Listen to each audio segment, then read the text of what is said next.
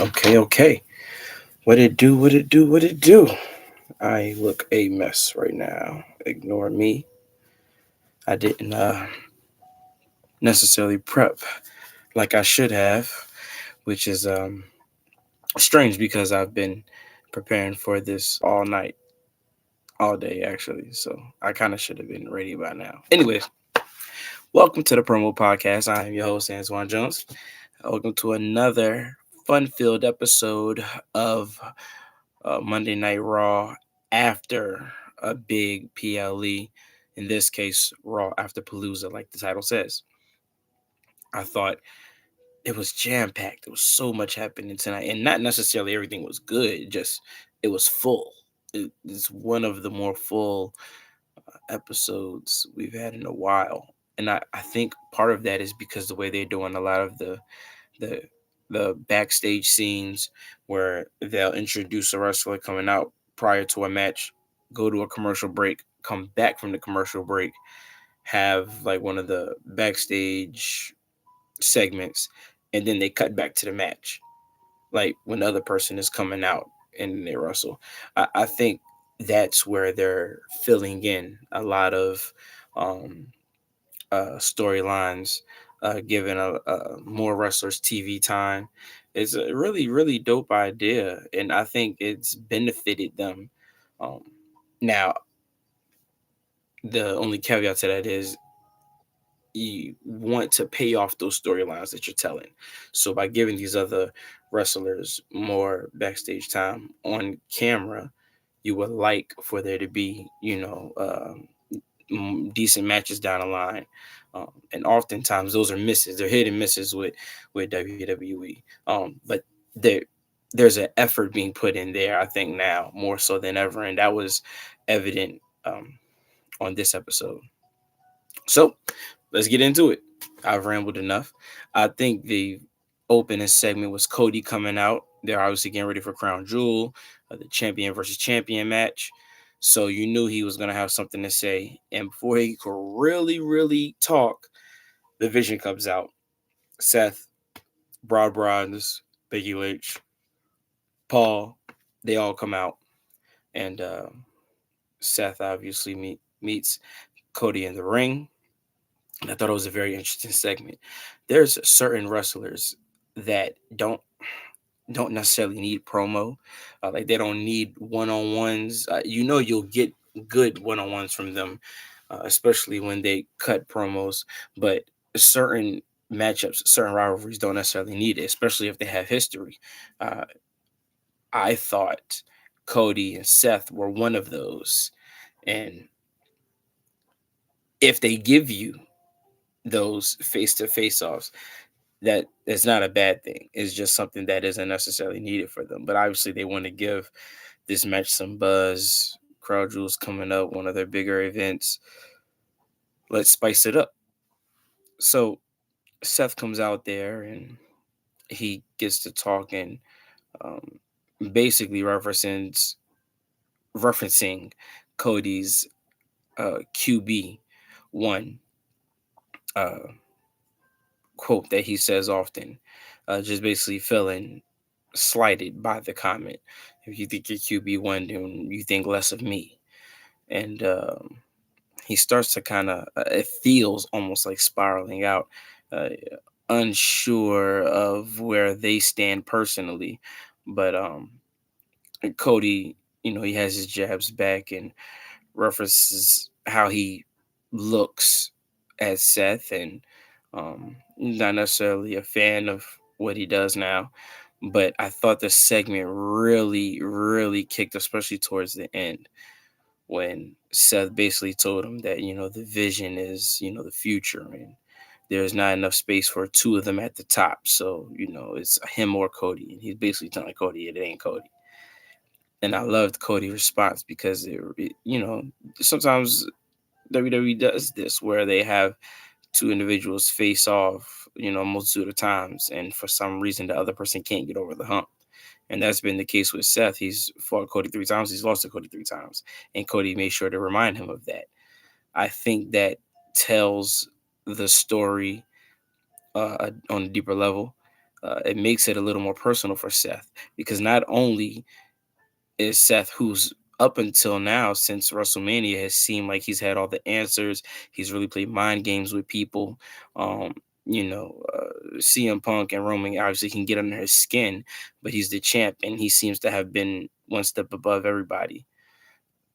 It feels like this rivalry with Cody is has him baffled. He doesn't know what to think. He doesn't feel like the dominant force or the guy who has the answers, um, like he usually does with anyone else. And I think that the fact that Cody has beaten him 3 times and all times they fought, I think that plays a role. So I really thought that was interesting. I'm excited for the match. I obviously was excited when it was going to be Cody and Seth. Anyways, they're going to put on a heck of a fight, a battle. But now you've added that little spice in it, that little zing, and it looks like Seth maybe is kind of like in his head a lot, and he hasn't been in that spot for quite a while. So I'm excited to see where they go with that match. That was a lot of fun. After that, I believe we had the Usos walking backstage, or rather Jimmy meeting Jay and just basically telling him that he heard that he had a match coming up with LA Knight, and after everything that happened at Palooza, he wasn't sure if that was the best play. Um, and Jay basically just he's been on in this dark space for quite a while now, so he's basically saying that they spent too much time on LA Knight, and he gonna pack him up and get him out of here. It's over with.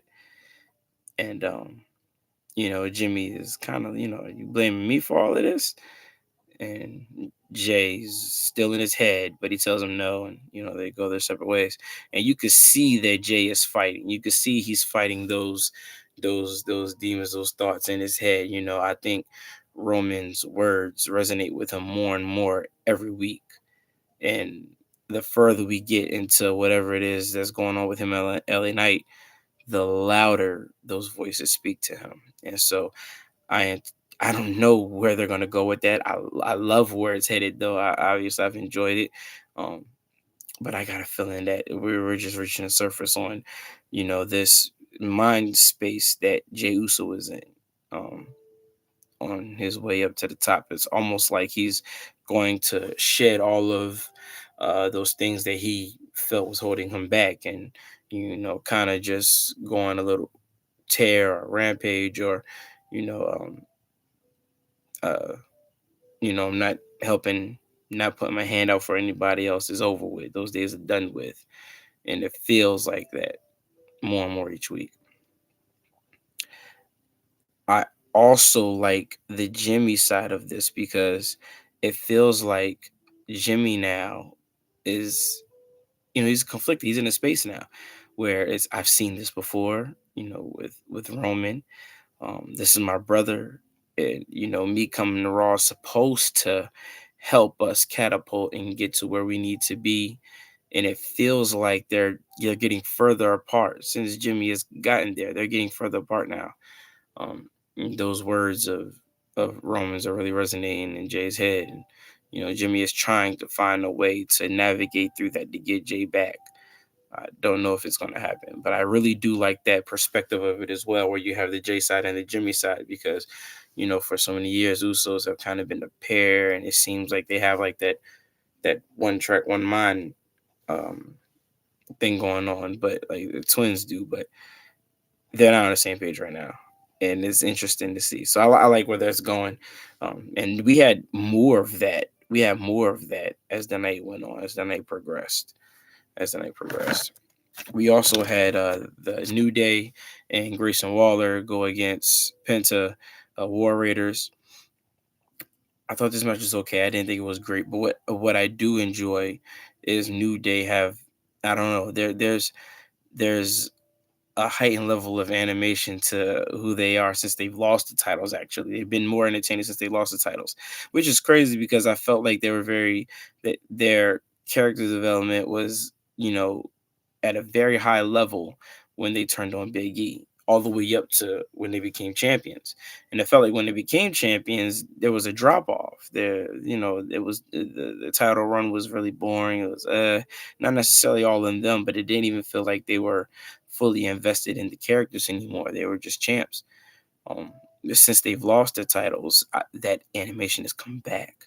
So whatever the reason is, I like New Day in this space, especially with the way they speak to Penta, the way they try to ban the Mexican destroyer, like all of that is hilarious to me. So I didn't think the match was incredibly great, but it was fun to see them. It was fun to see Penta, and as expected, Penta gets the win um, for him and the War Raiders. So that was a really interesting match.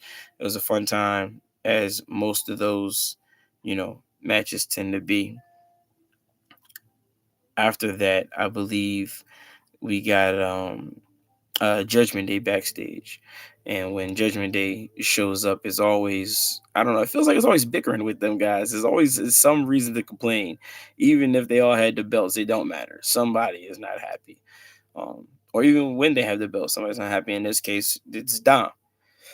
Dom's a little nervous with Rusev and the Rusev situation. So he tells the group, hey, I spoke to Pierce. I got a match set up. JD, you gonna go fight Rusev tonight? Get him out of here. Pack him up for me, dog. And they kind of look at like what? I always laugh at that. And now because JD and Finn Balor are so close, they kind of like discussing it. And we know that Rusev is going to get his hands on Dom, just as AJ Styles did.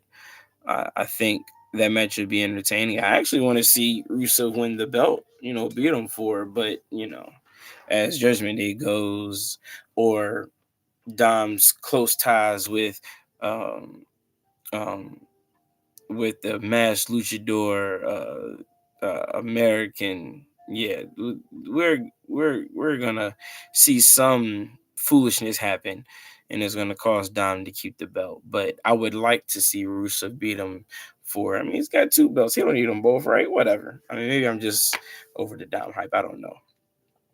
But after they finish speaking, we get into the Bailey asking Lyra would she be in her corner for her match against Roxanne tonight, and you know Lyra's like perplexed, like last week you was mad at me, and Bailey like no, I don't revisionist history. I don't remember none of that. I don't know what you talk about. Giving out hugs, just being supportive. And so Lyra's like, yeah, okay, I'll be in your corner, whatever. And she's like, I bet, cool. So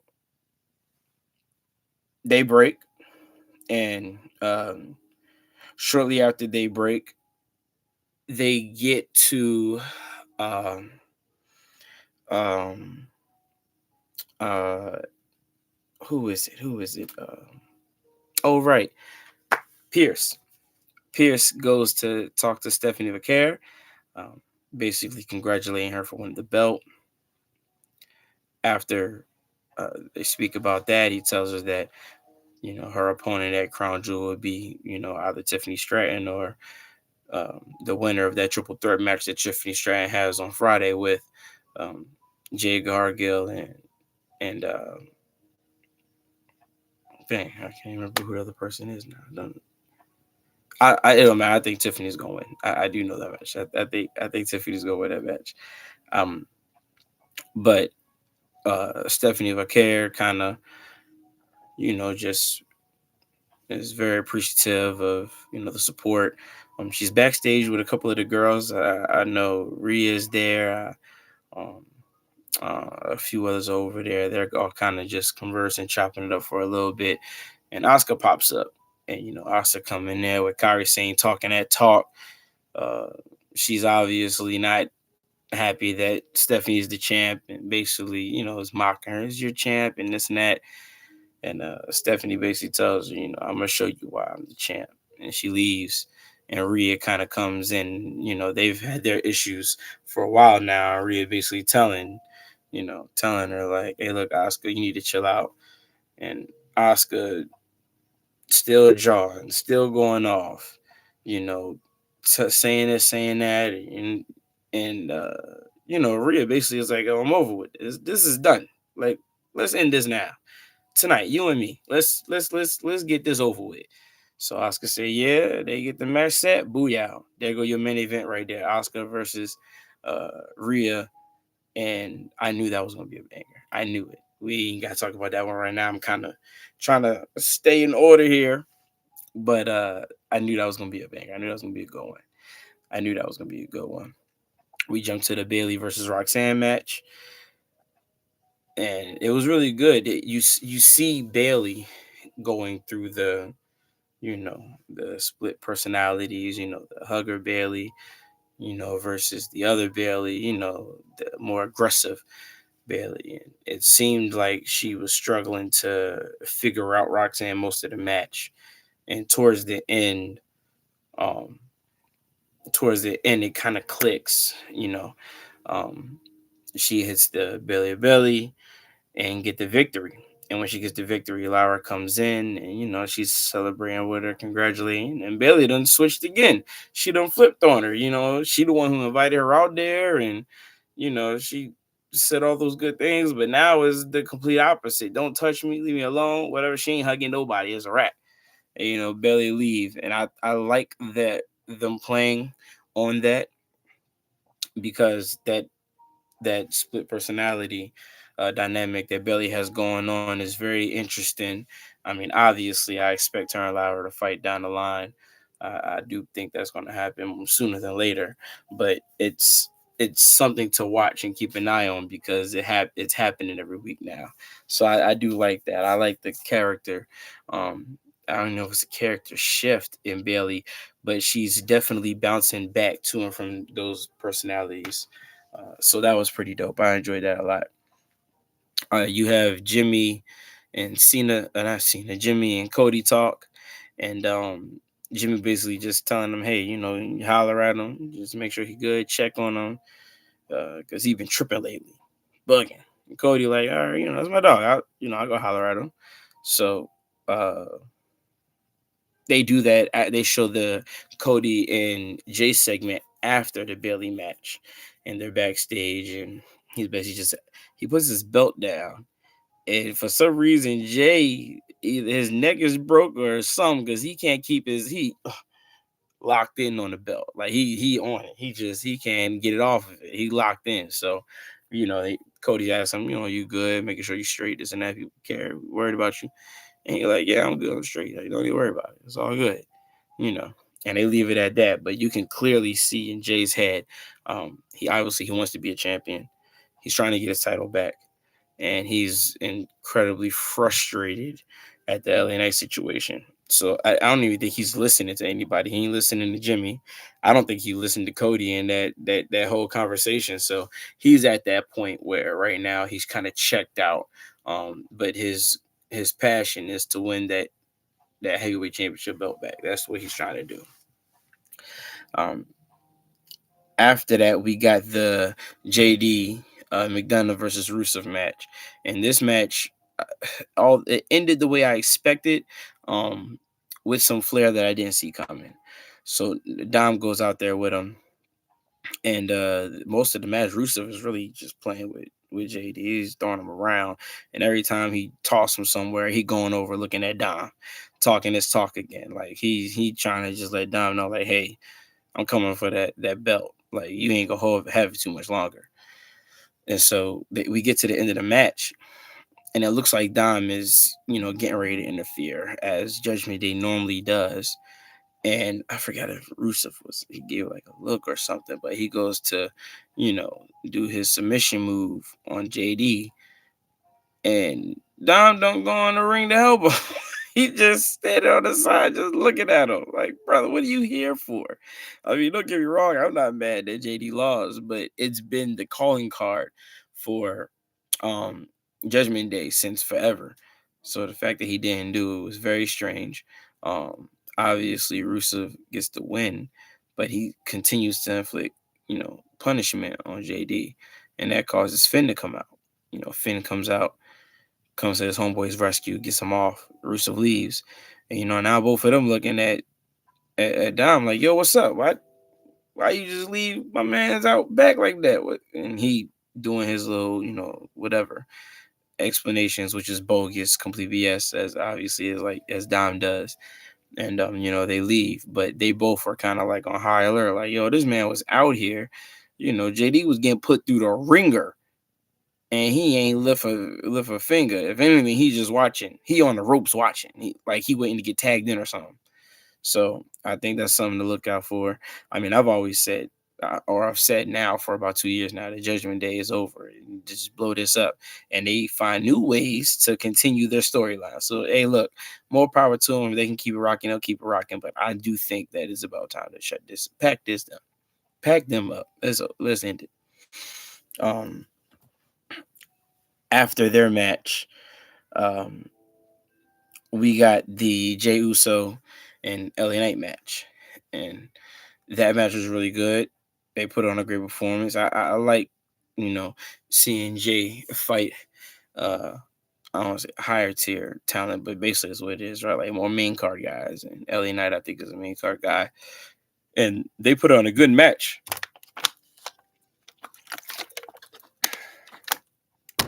But as expected, Division comes out, and when Division come out, they come out for blood, and it seemed like the target uh, specifically was LA Knight, not Jey Uso. And Jey Uso capitalized. This man, go and spear LA Knight almost like when he's not looking, or when he's not prepared for it. He gets his 1, 2, 3. He gets the heck up out of there. Vision hop in. They start get to working on LA. Jimmy come out and he telling Jay at the top of the ramp like, "Yo, we need to go back and help my man's out. They putting belt to ass right now. They working this brother." And Jay looks at this man and walks off. I'm done. I ain't got nothing else for that guy. So he bounced. So Jimmy go out there and help him out as they normally do.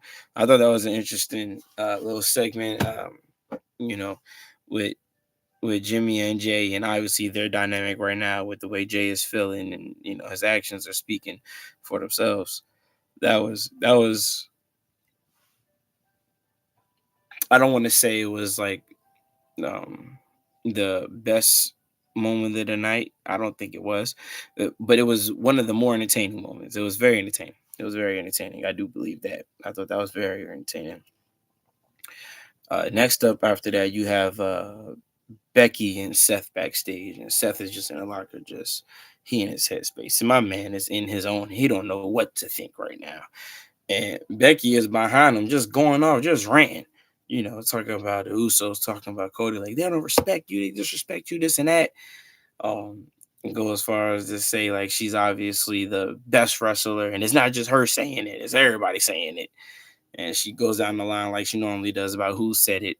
And she gets into her wild head towards the end of like, hey, I'm gonna do something to, show the world. I'll be back. And she bounced.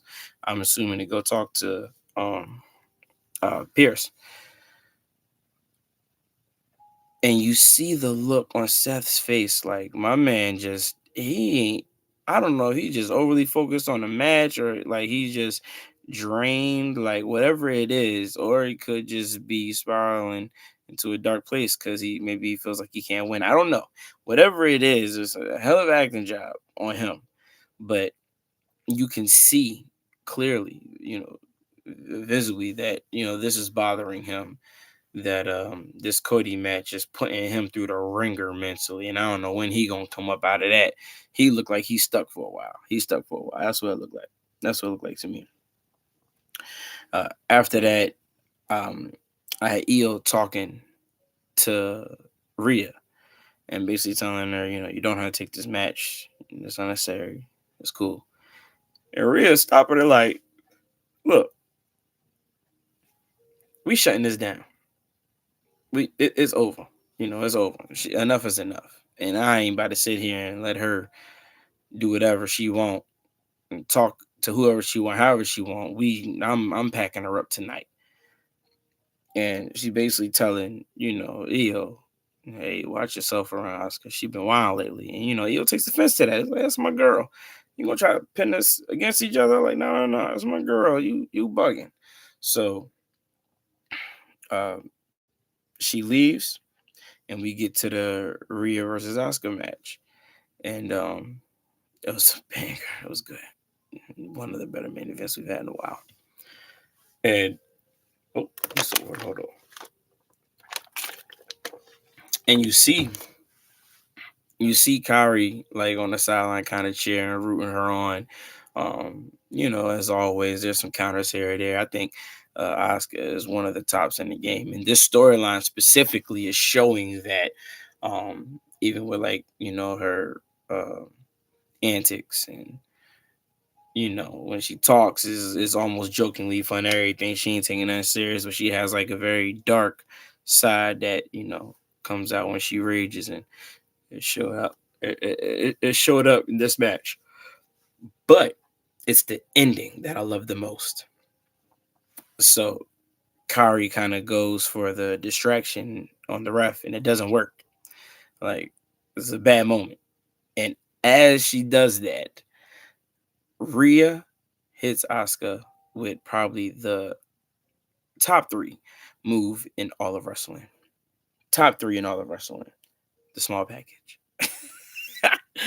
She got underneath and rolled that girl up and got that 1, 2, 3, and it was over. Oh, the small package, that's the move right there. You know what I'm saying? That's the simple roll up, but for some reason it's effective. People get the dubs off the small package. You don't gotta do nothing. Asuka afterwards sprays the blue mist in Rhea's eyes, and like Kari comes in and she's ordering Kari like, "Yo, jack her up. What's up?" And Kara seems hesitant at first, but then she just complies and just do it. And you could see, like, obviously, who's been in charge, but now it feels a little more dominant. Like, it's like maybe you thought it was like 60-40 Oscar. No, this feels like 90-10 Oscar, if anything. So Kari out there, you know what I'm saying, fist balled up, going off on Rhea, and then Io come out. Io stops him, from being her up. It says whatever she says, and they hug, her and Oscar. You think it's over with, and obviously the turn of the century popped up. I think it was not turn of the century, but it was a pretty good. We saw it coming. We were just waiting for when it was going to happen. Move, and that's what happened. Oscar go ahead with the turnaround fist, knocks Io on the ground. She laughing, she going off, and she looks at Kari like, "Yo, handle her." And you see Kari just in distress, like she kneels in front of Io. She don't want to do it, but it's like they don't want to get on Oscar's bad side. I'm speaking for Io as well because she does the same thing. And Kari just starts bashing, just fists just rocking on Io Sky, and you know you leave Rhea, you leave Io in the ring, toe up both of them, and Oscar and Kari leaves, and that's where the interesting part comes in because I don't know exactly where they're gonna go with this. I imagine there's gonna be a tag match, obviously, between Rhea and Io versus Kairi Sane and Asuka. I believe that's next, but I don't know the end game, and that's the part that intrigues me because what they did really was tell, in my opinion, gender reversal bloodline story almost, where Oscar seems to be like this overpowering head honcho of the group, and you know, Kari has no interest in like upsetting her. So look, I'm gonna do whatever boss lady you want is gonna get done, and that's what happened last night. Like she showed her allegiance. She took down Io. She took out Rio. They got the heck up out of there.